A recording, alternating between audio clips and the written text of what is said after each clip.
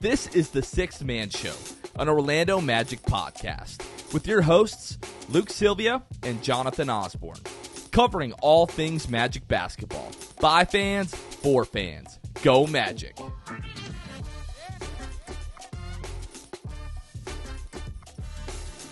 What's going on, Orlando Magic fans? You guys are back with the Sixth Man Show. Today is July 27th, 2023. Jonathan Osborne here, as always, joined by my co-host, Luke Sylvia.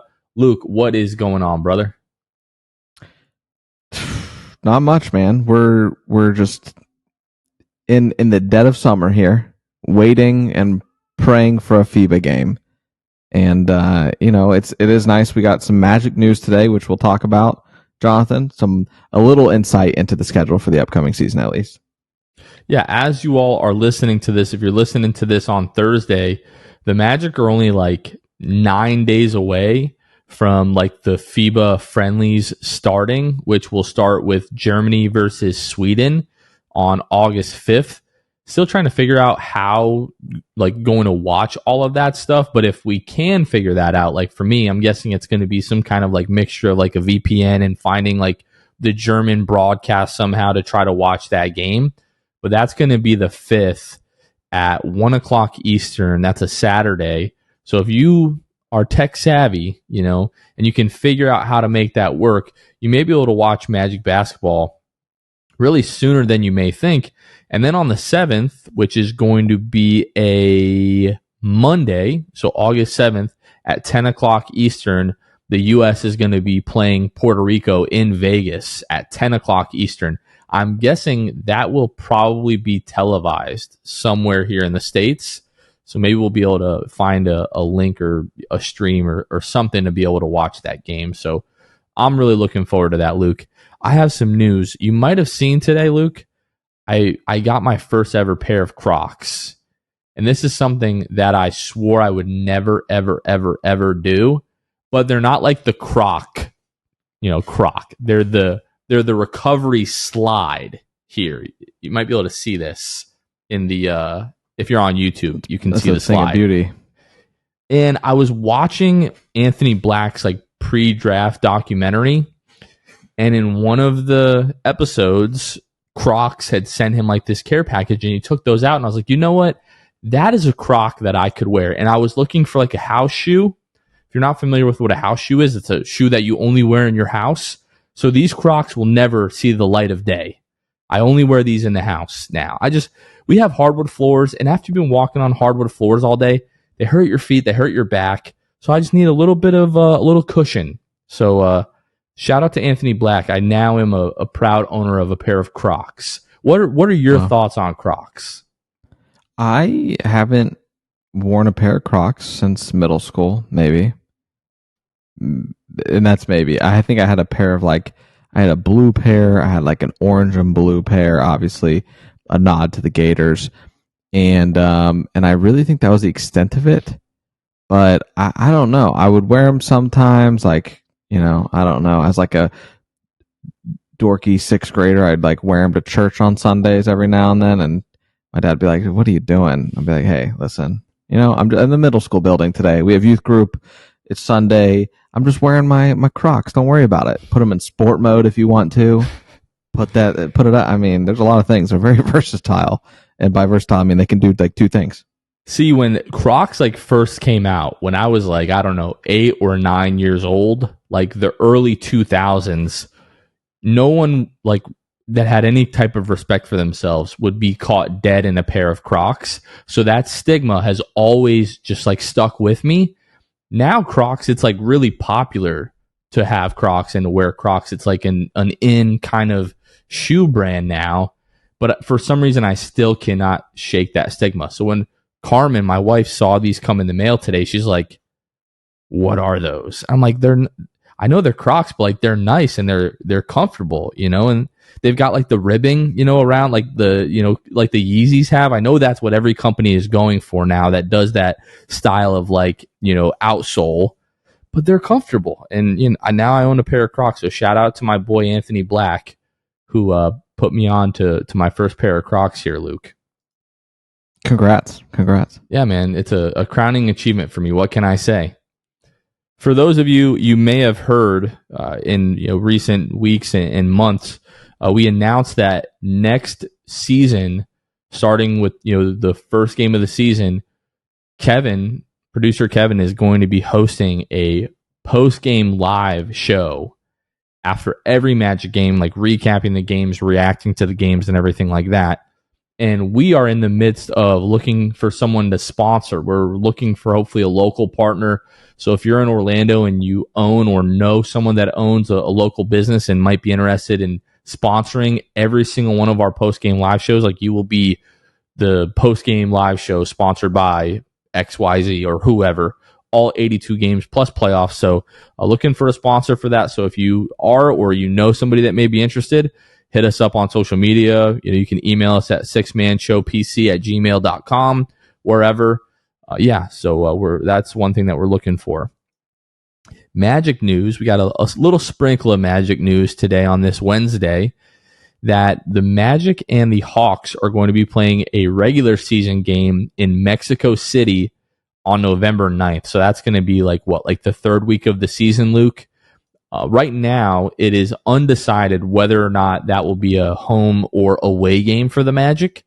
We're here hoping that it's an away game for the Magic, so season ticket holders and Magic fans don't lose a home game. But if I had to guess, I have a feeling the Magic will probably get screwed, and this will end up counting as a home game for the Magic. That's fair to assume. That's fair. But yeah, absolutely. What are your thoughts about going international? Your team playing international? Does it get the juices flowing at all? It doesn't, to be honest. But when you think about like the grand scheme of things, it should, because obviously, like here in the States, there's territories. If you live in South Florida, you're probably a Miami Heat fan. If you're in Central Florida, you're probably most likely a Magic fan, but there's a good chance you're a fan of another team. If you're in LA, you like the Lakers. If you're in Chicago, you root for the Bulls. When you get outside of the States, like we have a ton of Magic fans in the UK. We have a ton of Magic fans in Brazil. So when I look at opportunities like that and trying to like corner another area of the globe, I'm like, okay, why can't we have a bunch of, fans from Mexico that will now be Magic fans? So it doesn't exactly get my juices flowing. Like, I'm not like super pumped that the Magic are going to be playing a game in Mexico City, but I do think it's a good thing. What about you? Yeah. I mean, you're talking about trying to keep up with the NFLs of the world and soccer and everything. NFL's trying to become even more international. They obviously play in London quite a bit. I think every year, right? There's at least one NFL game in London, I think. So I think now there's two. I think last year was like the first season they had two. And I feel, am I thinking correctly that they usually send like the not premier teams to London to play those games? Or is it last year it was Giants Packers, baby? Oh, okay. All right. That's fair. Yeah. I don't know why I thought that maybe they were sending the teams out there that didn't really have much of an appeal. But I think the last few years it's felt that way. Like, like Jaguars. And no, I know we got Jags fans out there. Y'all are relevant now. Last decade, not so much. So I don't mean that as a shot. Like the Jaguars were like the Orlando Magic equivalent of the NFL for a while. That it just is what it is. But I think it felt like that for a couple of years. But I think, they try to rotate so that you do get, premier teams over there. Right. Yeah. So, yeah, I mean, it's cool. It expands the brand, like you said. In the immediate, no, it doesn't. But maybe the Magic start getting some fans from Mexico and a little bit more. I mean, the good thing about Orlando, it's kind of twofold, right? You've got a lot of touristy events and groups coming to Amway. A lot of them come to, obviously, Orlando for Disney, whatever it might be, usually Disney. Then they just happen to catch a Magic game, but then they're Magic fans. I don't know how many of those convert to like diehard Magic fans and how many it's just like, oh yeah, I went to Orlando, so I like the Magic if I have to pick, if someone asks them. So I don't know, maybe it helps grow the brand and you get more fans out of Mexico. I'm not sure how that conversion rate usually is, but it maybe plants the seed over there. Since the Amway Center has been built, I would guess the conversion rate is not that high. You're in Orlando for the week, you're hitting up Disney, maybe you're hitting up SeaWorld, and then you go and you watch the Magic lose to like the Lakers by like 35 points. Probably not going to be like, you know what, this is the team. Something about this team. I'm going to root for this team for the rest of my life. However, maybe that'll I will change interject in the coming years. I will interject because I think yes, but also a lot of those people at that point don't care too much about the NBA. They go to Amway and they walk away with a good experience. The Amway, the actual arena is very cool. They come away as a fan of the other team is what I would guess. No, I'd say they remember, they have fond memories of Amway, and maybe they caught a t-shirt up in the 200s, whatever it might have been. And now they're Magic fans just because of the fond memories. I don't know. Well, now we'll be winning. We should be winning more frequently. I'm going to guess the next 10 years will be better than the previous 10 years. And just as a little reminder, so the Magic have played preseason exhibitions in the past in China, London, Brazil, and Rio de Janeiro, Mexico City, and they played regular season games in London and also in Japan. So the Magic have, a rich history of these sort of like international, games, these kind of neutral site games, if you will. So I'd be interested to see how the players feel about this. I'm guessing they would probably be excited, but I wouldn't be shocked if they weren't all that excited, especially if you're losing a home game.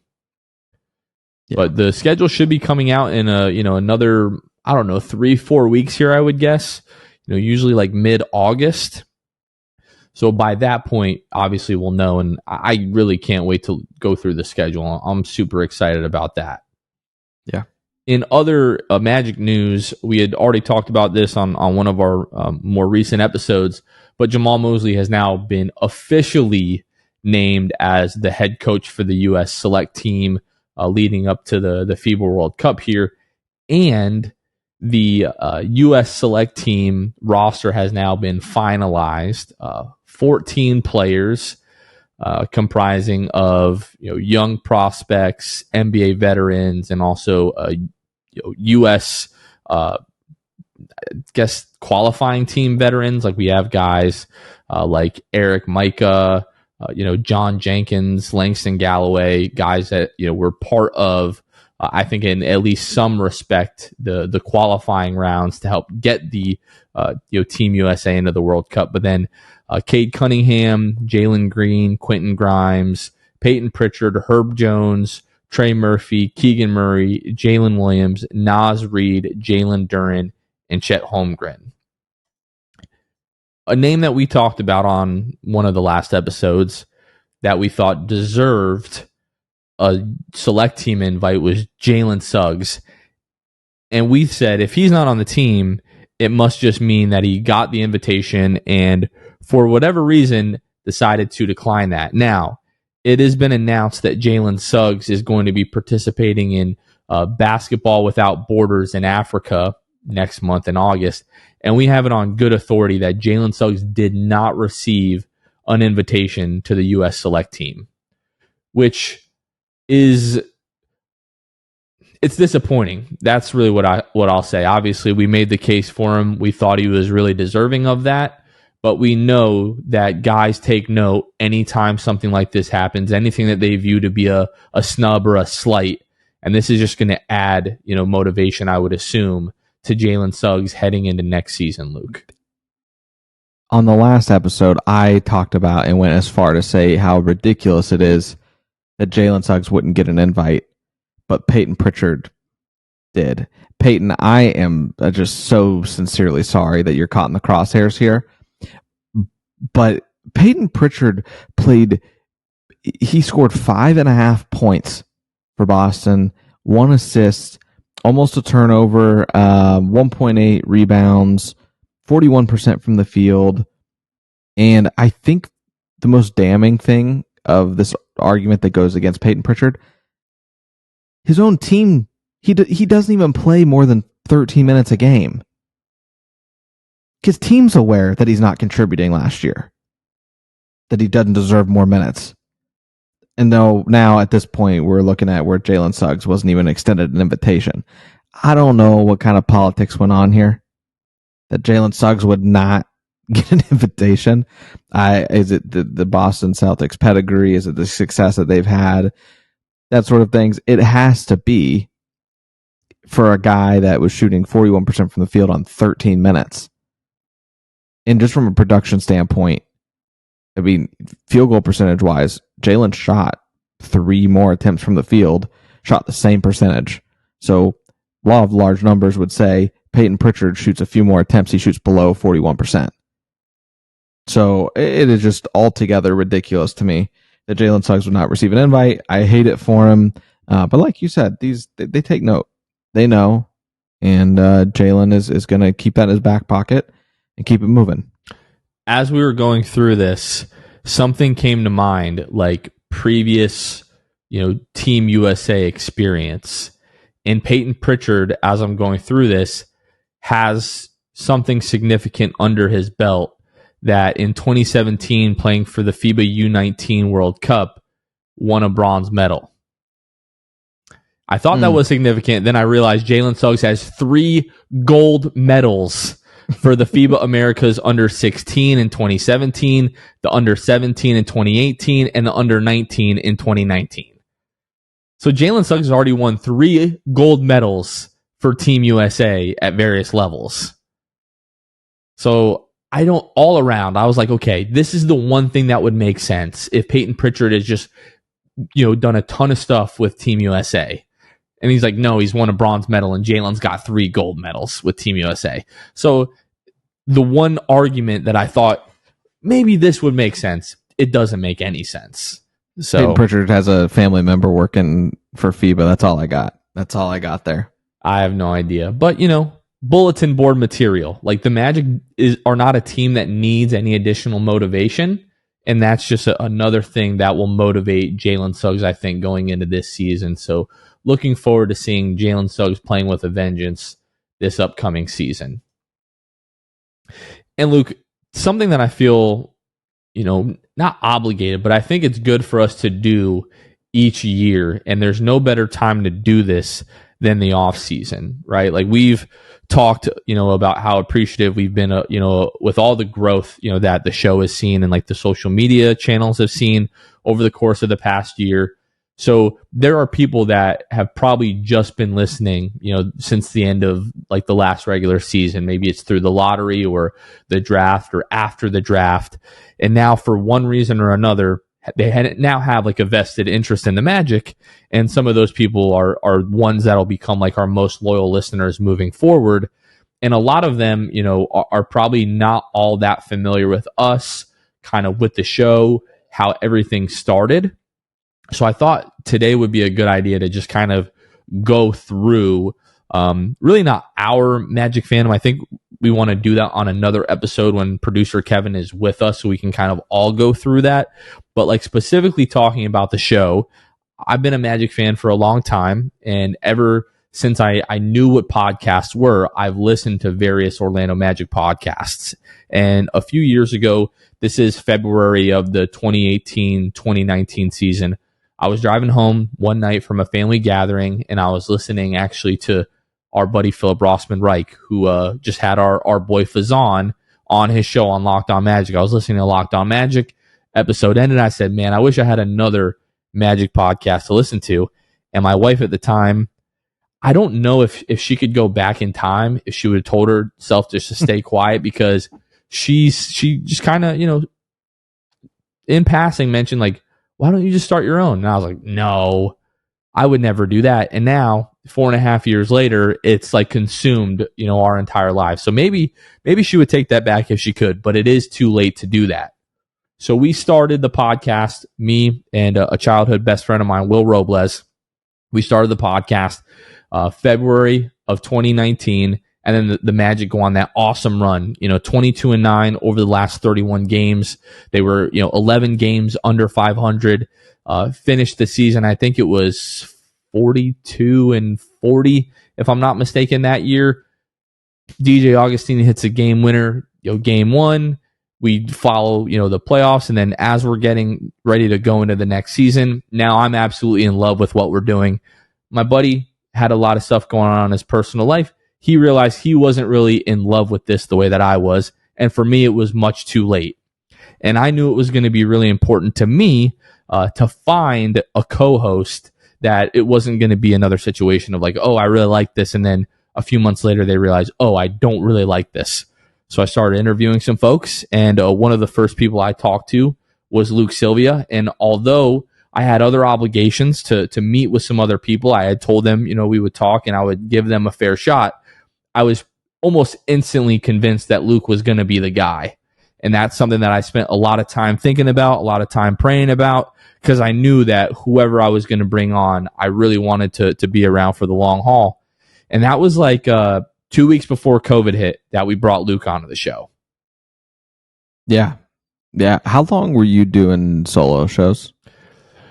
It was on and off for about like 2 or 3 months, and during that time I gained I already really respected Philip for what he does, the 5 shows a week by himself, but like that grew exponentially when I was like, man, I hate doing this by myself. So like pretty early on I was like, this will not last if I do this by myself. Yeah. And then what got me to reach out to you, transparently, I really didn't listen to many podcasts. I listened to like Bill Simmons and some other like not sports related podcasts. That was really it. And then otherwise I was consuming Magic info through, Twitter, Orlando Magic Daily, a lot of Philip stuff, just articles, whatever was being put out at that time. And so we had followed each other just on Twitter, whatever, just because we were Magic fans, had that in common, and you had the podcast and all that. And so you tweeted it out, and I had been thinking, I really want to get into the space. I don't really, at the time, I didn't know if I wanted to like stream video games. I knew I wanted to do something in front of a camera as like a hobby. I had no idea what I wanted to do. And then, saw that, and I was like, man, that'd be interesting. I think I could do it. And so, yeah, like you said, we had a good conversation. I felt good about it, getting off a call with you. And then, we went into a pandemic globally, and you and I just did a lot of things. The diehard listeners of the show know the Dinwiddie Cup and the tumultuous things that we went through to keep the show going once a week, every week. And then obviously we introduced twice a week. And so, I mean, for those that haven't been listening since have been listening only while we've been doing twice a week, I don't even know when we started twice a week. Was the beginning of which season? We're coming up on 2 years of doing twice a week, I believe, because it was shortly after we joined Blue Wire, and that was the summer of 2021.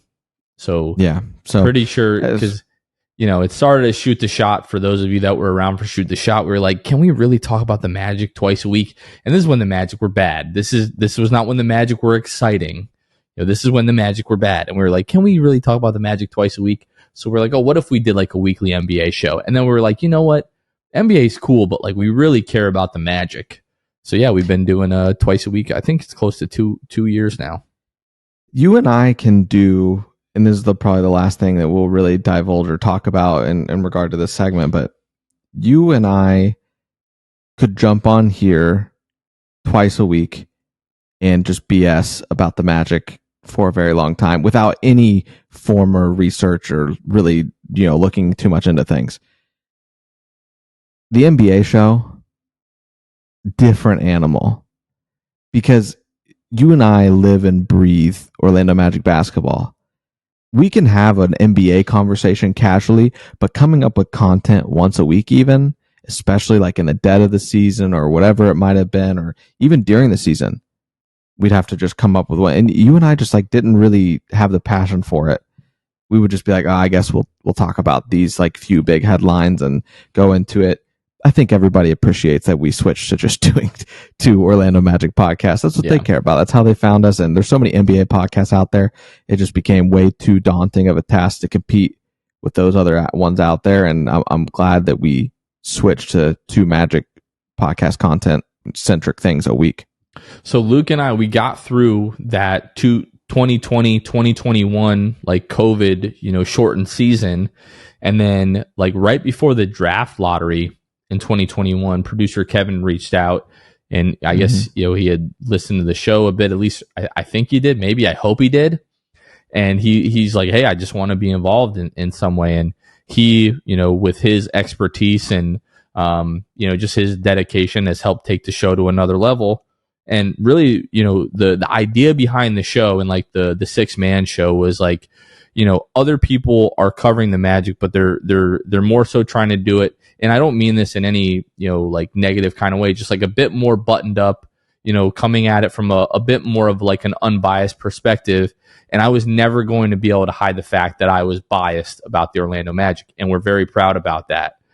If you're not familiar, or if you're like a newer fan, to the Magic are one of, I think it's, the Raptors haven't retired any numbers yet, and neither have the Clippers. So I think we're still just one of 3 teams in the NBA that don't have a jersey retired for any players. But the Magic have one number retired, and it's the number 6 for the fans. Like if you go to Amway, you look up in the rafters, you'll see the number 6 retired, and on the jersey it says the fans. So the 6th man show is like the fans are the 6th man. It's a Magic podcast from the fan perspective.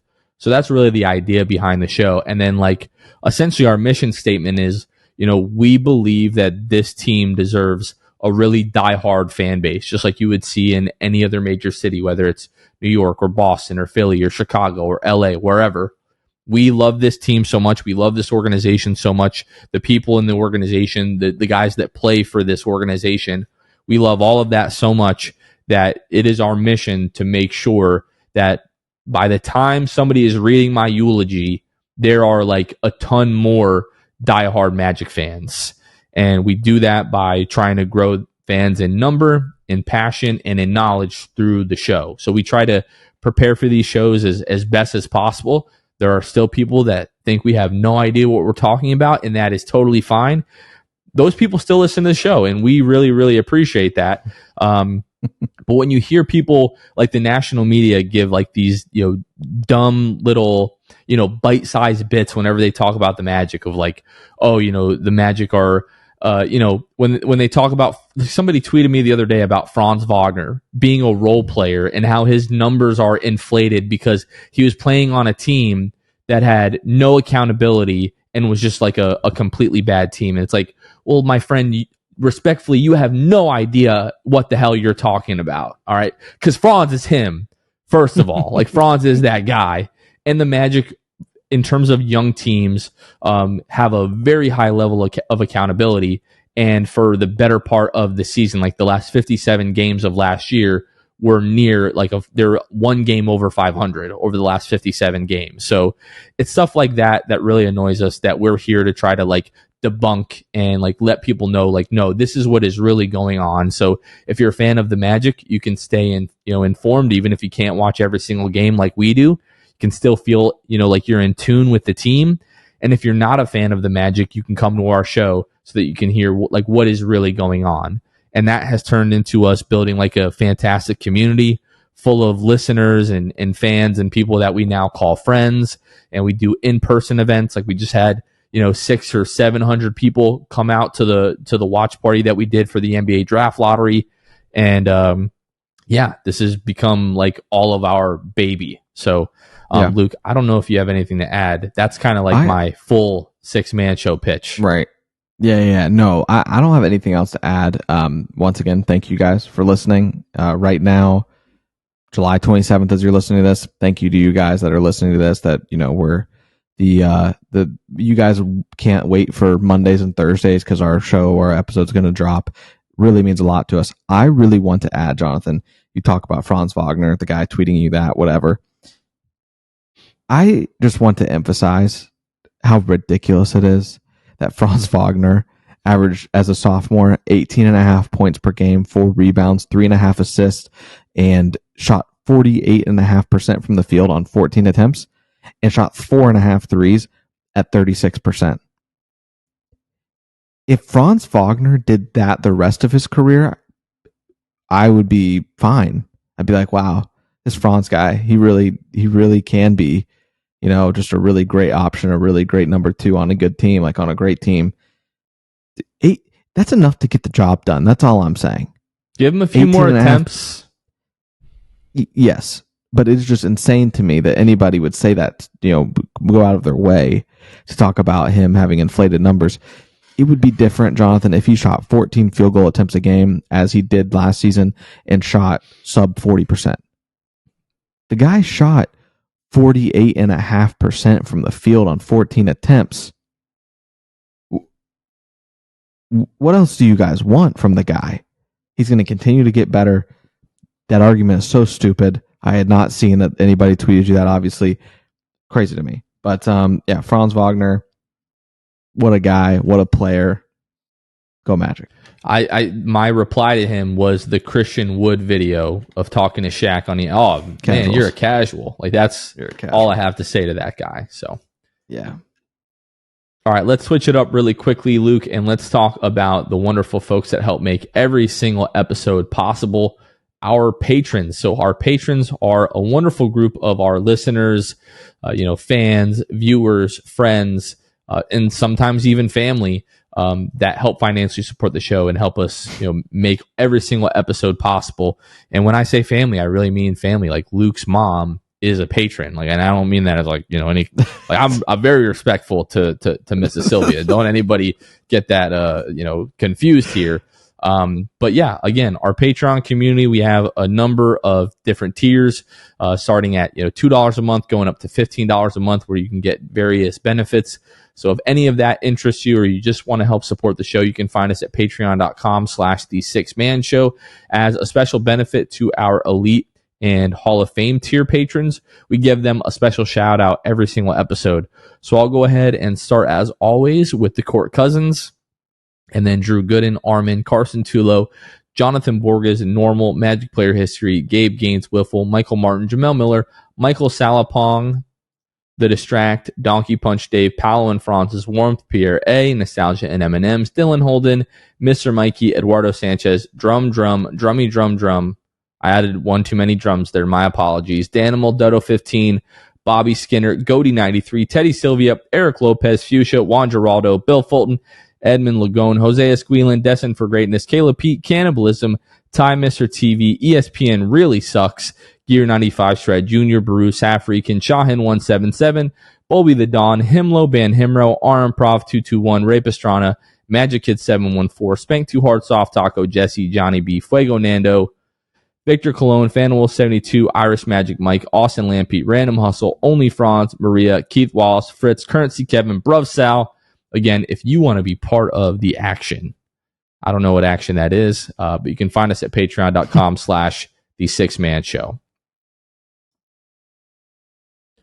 Luke, as we continue to talk, through this offseason, it feels like every guest that we've had on so far, we're asking them, like, what are your expectations for the Magic? I think we talked, earlier in the offseason with Drew Gooden and with Jake Chapman. We recently went through that, with, Pierre, Pee Wee to Plug from Through the Wire, House of Highlights, Bleacher Report, all that great stuff. If you haven't heard of them, check them out for sure. And we just recently did it with Dan Savage as well. So we thought that it would be helpful, informative, if we went through and talked about the expectations for next season for the Magic and sort of what is realistic, and not only what is realistic, but like 3 different tiers of like, this is what a good season, like a successful season looks like for the Magic. This is what a terrible season looks like for the Magic. And like, this is like the best version of what the Magic can be next season, Luke. Where do you think we should start in this conversation? Let's start best case. To me, that's the most fun. I wanted to save that for last. All right. Well, then we can do worst case. You want to do worst case first? Yes. Looking at last season, the Magic finished 34-48. They were 4th in the Southeast Division. In terms of, the Eastern Conference, They ended up, I guess, tied, or no, I guess they would have had sole position of 13th. You had the Raptors there at 10, and then Indiana and Washington both at 35 wins there, Luke. The Magic started 5-20 at the beginning of last season. I have some stats here. After that 5-20 start, over the last 57 games, they went 29-28 again to get to that, 34-48 mark there. Over that stretch, Luke, the defense was still not good. But in terms of defensive rating, which is, how many points per 100 possessions does a team allow their opponent to score? The Magic were 6th in defensive rating. They were almost a top 5 defense over the last 57 games last year. And they were also 4th in free throw attempts per game. And I say that because those are two things that I think are replicable for the Magic.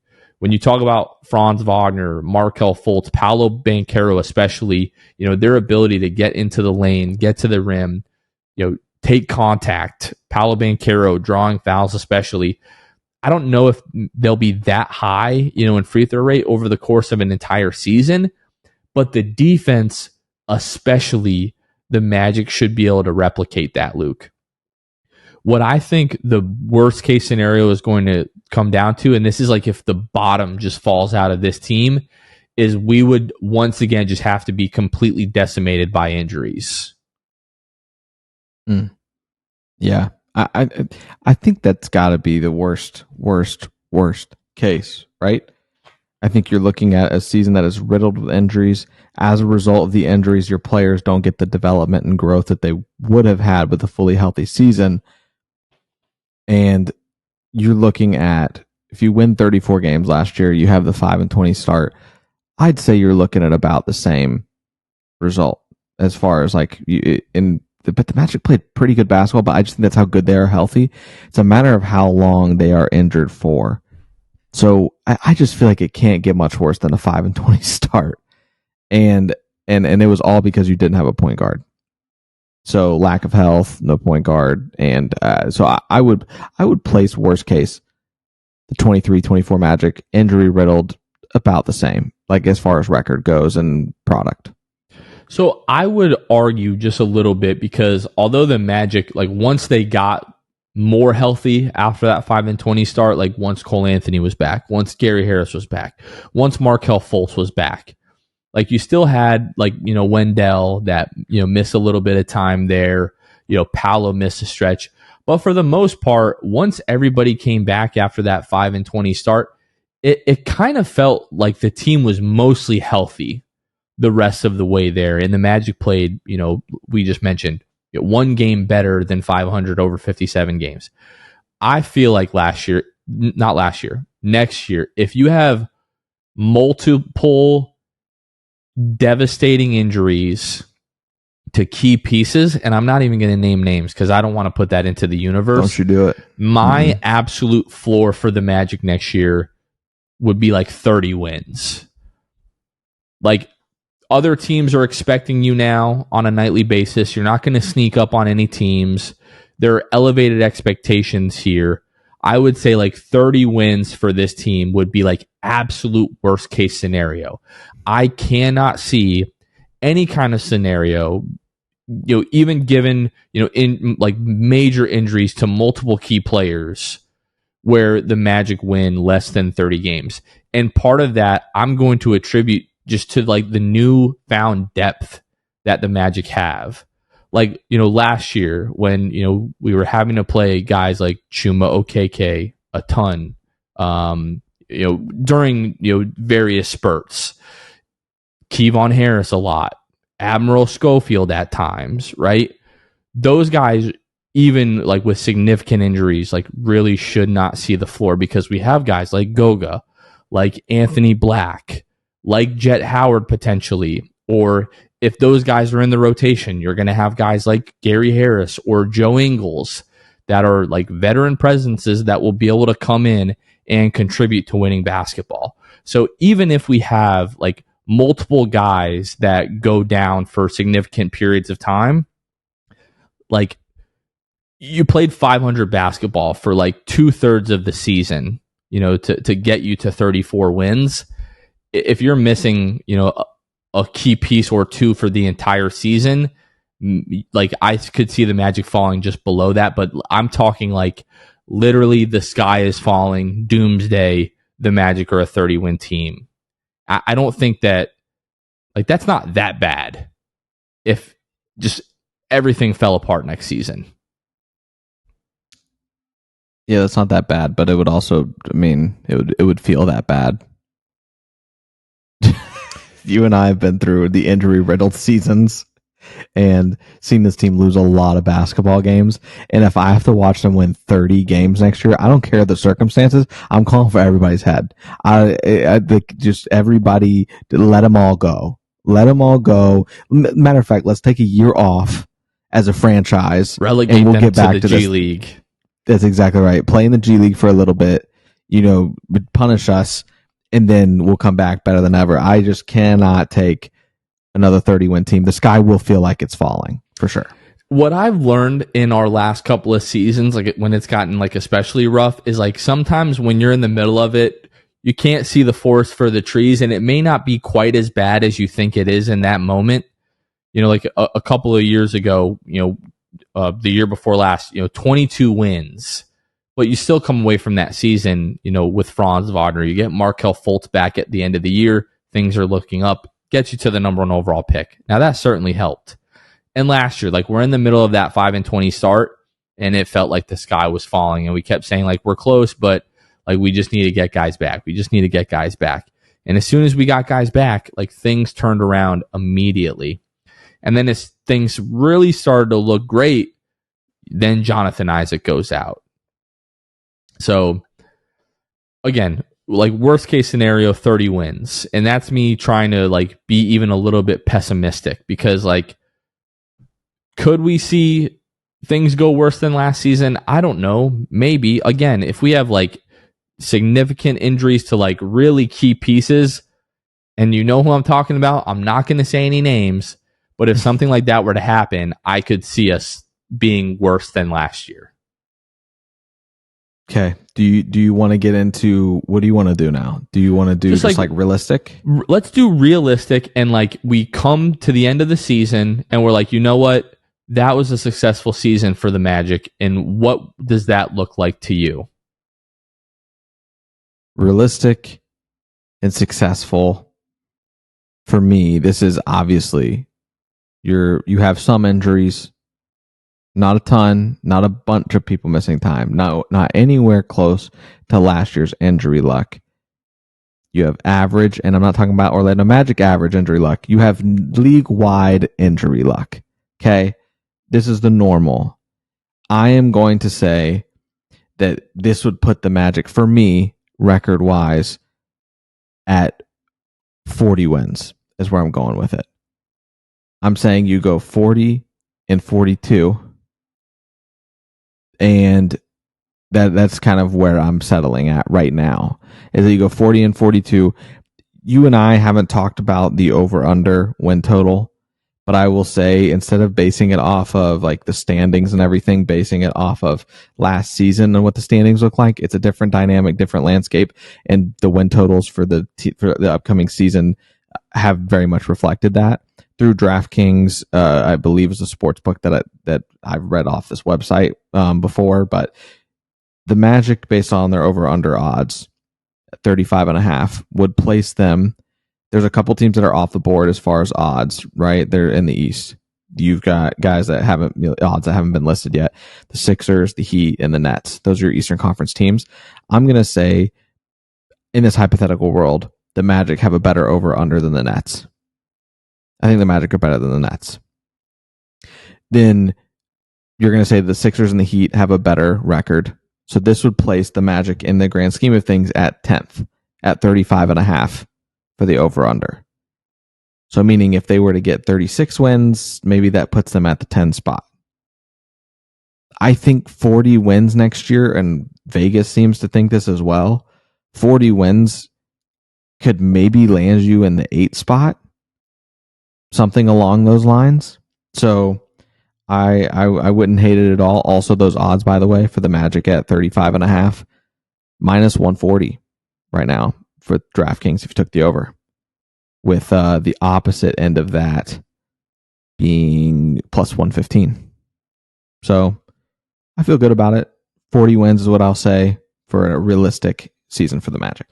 Yeah, and speaking about the over-under, I got the Magic's over, and I think I wasn't on DraftKings. I was on Bovada.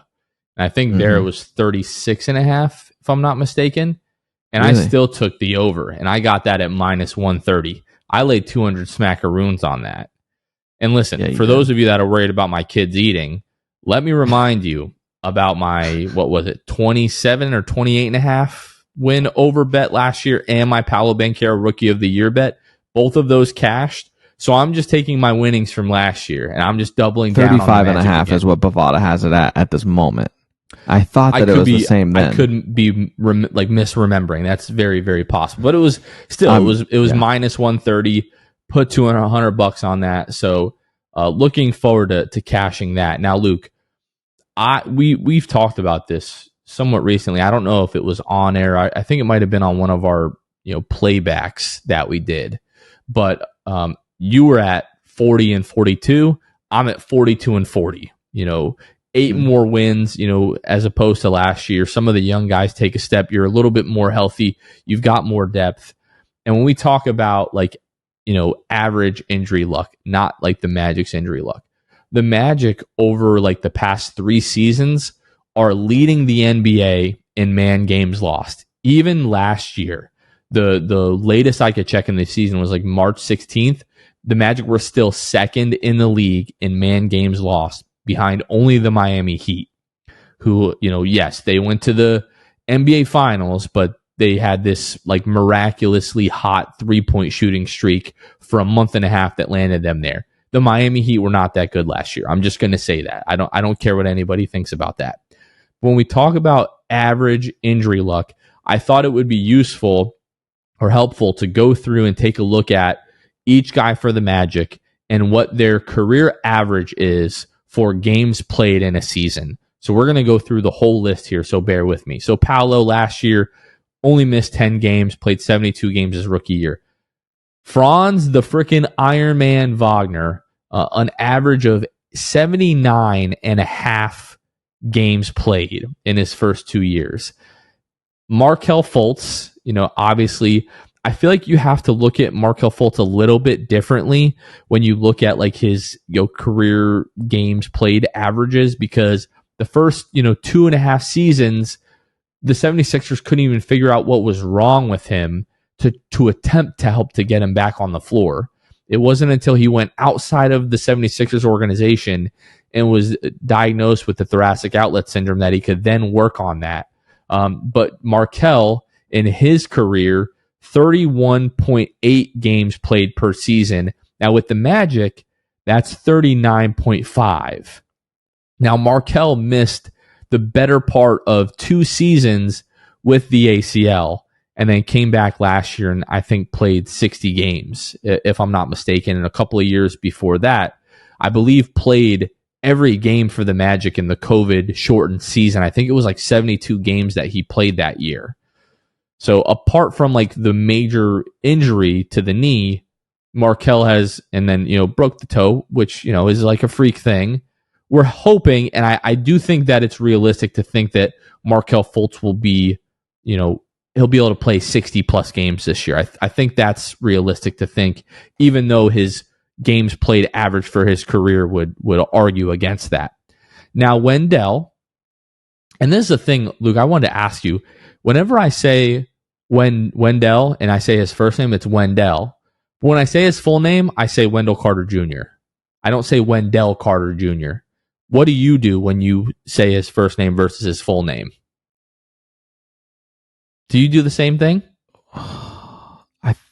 Probably Wendell Carter Jr., yeah. But when you say Wendell, it's Wendell. It's Wendell, which is the correct way. Right. So we need, it's Wendell Carter Jr., but that doesn't sound right when I say it. Yeah, it feels like you got to say it fast and it comes out Wendell. Right, it comes out weird. So Wendell, His average for his career is 52 games. Now, with Orlando in his first season, he was traded after he was traded at the deadline, for Nikola Vucevic and, Franz Wagner and now Jet Howard as well. In his first season, he played 22 out of 27 games that he was here for, which would equal 81% of games. If you extrapolate that across an 82 game season, that would be 66 games. Pretty good, right? And that season was also shortened by 10 games because that was the season after COVID. So there's a possibility that, he might have played to the equivalent of like 70 games, across that percentage had there been a few more games that season. Now, the last 2 seasons with the Magic, he's played 59 and a half games on average.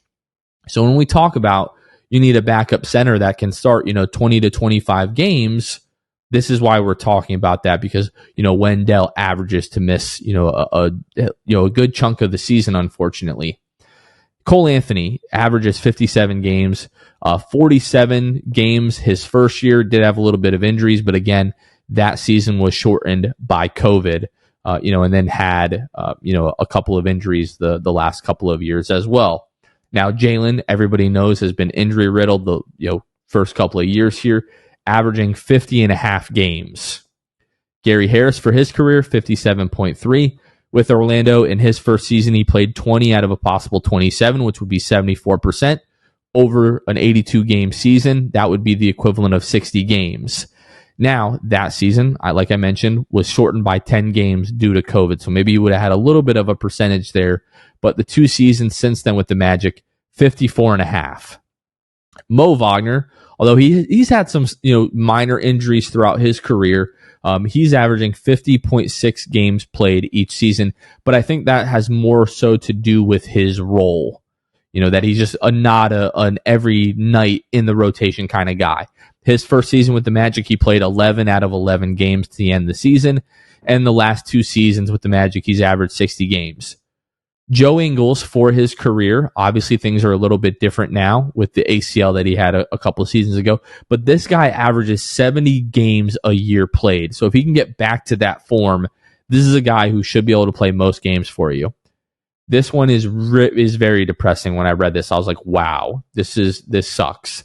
Jonathan Isaac averages 24 and a half games a season. 6 seasons in the league, and he's missed, 2.5 seasons essentially for the ACL, and then missed the last chunk of last season with the adductor, and missed a chunk his rookie year due to an ankle injury. I think the most that he's played, I think it was 70 games in his second season, if I'm not mistaken. Goga, that's so crazy. 24 and a half games over the course of 24 and a half games a season over the course of 6 seasons. It is really crazy when you think about that. But obviously, we're hoping that will finally change this year. Goga, this is another guy who the numbers don't really reflect injury. They more so reflect his role on the teams that he's played on. 46.7 games a year. Last year, played 17 out of 23 for the Magic, which would have been 73% of games, which would equal to 59 games over the course of an 82 game season. Caleb Houston last year played 51 games, more so to do with his role than anything else. Chuma Okeke, this is not counting the first season that he completely missed. This is the 3 seasons since then. He's averaging 47.3 games a season. Part of that is injury, part of that is role. And then I even have Jet Howard and Anthony Black from last year, in college. So Jet last year at the University of Michigan played 29 out of 34 games, played a lot of the season injured. That was 85% of games over the course of an 82 game season. That would be 69 NBA games. And then Anthony Black played 36 out of 36 games last year at Arkansas. And those games are 40 minutes long. He averaged 34.9 minutes per game. So 35 minutes per game, essentially. That's a lot. That's like 36 minutes per game in the NBA, I think. My math could be off. Maybe it's like 40 minutes. It's a lot of the freaking game. All right. So when you look at most of our guys average somewhere between like 50 and 60 games played a year. It doesn't make me feel great when you look at it in that context. However, our best players right now, Paolo, 72, Franz, 79.5, that makes me feel a bit better because we know that those guys can carry the load. Yeah. Yeah. So does that lead us to the best case? It does lead us to the best case. So the best case is that like all of these guys stay relatively healthy. Like best case scenario, if the Magic are even like average health, like NBA health, like Luke was talking about, like some of the teams that had like average NBA health last year were like Milwaukee, Boston, Denver, like some of the best teams in the league. It's no secret that the healthier your team is, the better odds are that you're going to be good and have a good regular season record, right? So if the Magic even have like league average health and, you know, a handful of our guys play the most amount of games that they've played in the season, and a part of that is also going to be development. Like we need Franz to take even another step up. We need Paolo to take another step up. We need Markelle to take a little bit of a step up. We mostly just need Wendell to really play more games. Cole probably just needed him to do what he did the second half of last season. Jalen needs to take a big step offensively. Gary just needs to not tear his meniscus to start the season. You know, if we can get 60 games, you know, out of Gary, or, you know, 80% of games leading up to the trade deadline, if, you know, we end up moving him, we need Joe Ingles to stay healthy. We need Jonathan Isaac to play 60 plus games. Like to me, that would be huge. And then we need any of the other guys that are going to be in the rotation, whether that's Mo or Goga or Jet or Anthony Black. We need those guys to stay relatively healthy as well. If all of the things that I just said happened, the Magic could be a 50-win team. That's where I would put the cap. I would put the cap at 5-0, 50 wins. I don't think that's crazy at all. And that would be like arguably 4th or 5th seed in the East. Right. Listen, injuries are going to happen, right? But in this fantasy land, this is best case for the Magic. There are people that are listening and they're like, 50 wins? What are you talking about? This team won 34 last year. We have seen what health can do for a team. And the Good seasons I think of, yes, the season I think of for the positive is the 27-18 Magic versus the 2018-19 Magic. The largest difference was health. You were injury riddled in that 17-18 season, and at that point, I mean, you're not winning anything. You won 25 games that year. The next season, 2018-19, Steve Clifford's first year, you have a very, very healthy season. You improve by 17 wins, 42-40. So it is not outlandish, I don't think, for Jonathan to say that you're going to improve, best case, 16 wins. And I'm even admitting that is unrealistic. It's not likely. It's not likely at all. Right. But, literally the whole team needs to be pretty. Yeah, it's healthy. Not likely for any team to hit their best case scenario.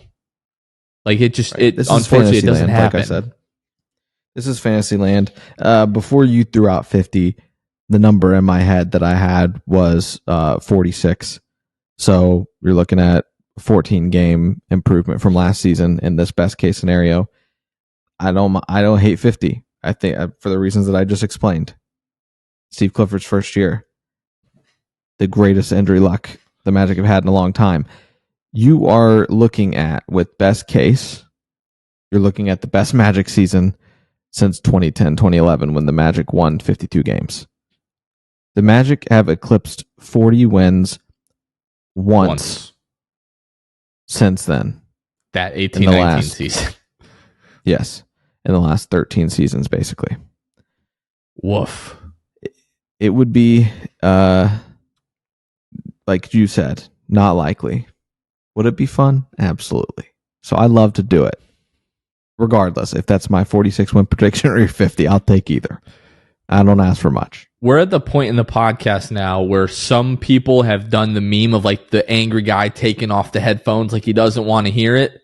Those people are already gone. If you're one of the sickos that is still with us here, we've been talking, fantasy and everything like that. Let's get a little sexier even. All right. The kids might want to leave the room for what I'm about to say. That's how down and dirty we're about to get. All right.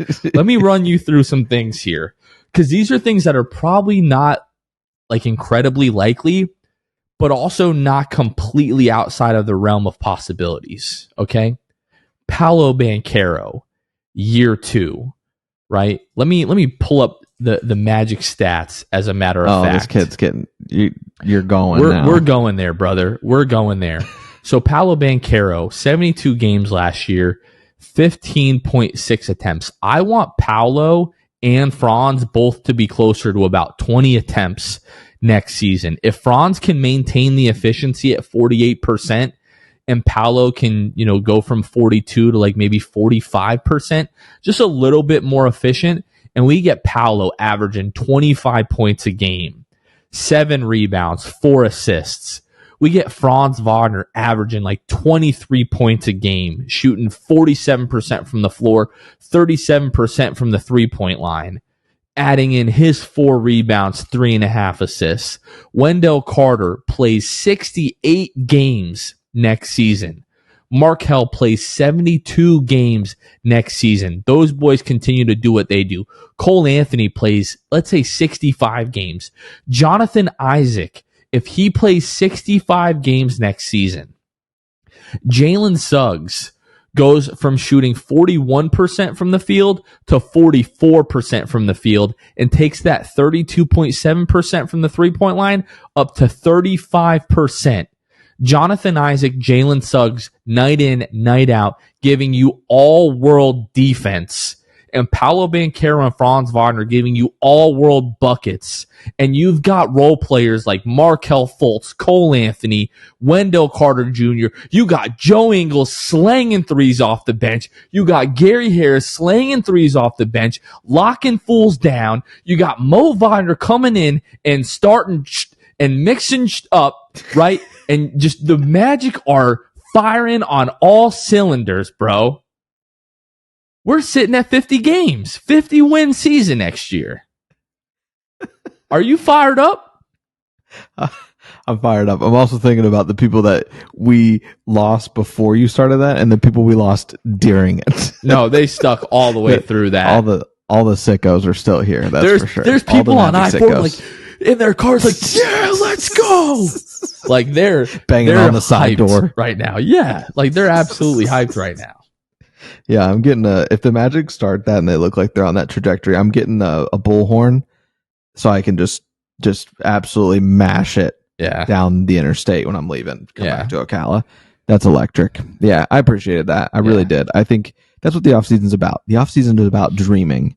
Every team is 0-0. The playing field has never been more even, unless you've got Kevin Durant, LeBron James, Jason Tatum, Joel Embiid, Nikola Jokic. You know what I'm saying? Giannis Antetokounmpo. But no, thank you for that. That was special. And we didn't even talk about the in-season tournament that I put like $40 on with a chance to win like $1,200 to win it. Yeah. If the Magic win the entire thing, I'd win like a ton of money from that. Like not the whole thing, to win their group. Win their 40 group. To win 1,200. Maybe I'm exaggerating. There's no way. Maybe I'm exaggerating. I'll log into Bovada real quick and I'll tell you what's what here. There's no way. When I saw it, I was like, wow, that's really surprising. Maybe my fantasy brain just like completely took over in this scenario here. Let me take a look at my open bets. So let's see. No, it's $40 to win $1,400. The Magic are plus 3,500 to win the group. To win the group, brother. That's outlandish, to right? win the group. Wait, what were the odds on that? Plus what? Plus 3,500. They're now plus 900 to win the group. See? Vegas knows. It's 40 to win 360 now. I got 40 to win $1,400. You're not adding a zero? It's not like 40 to brother, win 140? I will show you. I will share my screen when we're done here, which we're just about done. That is so crazy. So if you didn't get in on the odds, because like Boston, winnable. Toronto, Chicago, Brooklyn, winnable. Like the Magic, you got to go 4-0 against those teams and you win the group. Like, that's not impossible. That is a crazy turn of odds. Right? That's you said what when I saw it, I was what? like, this is crazy. I tried to bet more. No. And Bovada wouldn't let me bet any more than $44.56. It was 44. Okay, because the Magic right now to win the entire thing is plus 3,500. I will share my screen when we are done here, and you will be like, Okay. wow, that is absolutely insane. Okay. All right. Okay. Yeah. All right, folks. Sorry you didn't get as good odds as I did for the Magic to come out of East Group C next season. But that is going to do it for this episode. For Luke Sylvia, this has been Jonathan Osborne. You all have been listening to the Sixth Man Show. Maybe the Magic win 50 games next year. Who knows? We'll see you next time. Peace. Thanks for listening to the Sixth Man Show. Be sure to subscribe on iTunes and Spotify to get new episodes downloaded directly to your phone. If you enjoyed the show, please take a minute to give us a 5-star rating and a review. It helps out the show a lot. Follow us on Twitter, Instagram, and Facebook at Sixth Man Show. We'll catch you guys next time. Go Magic!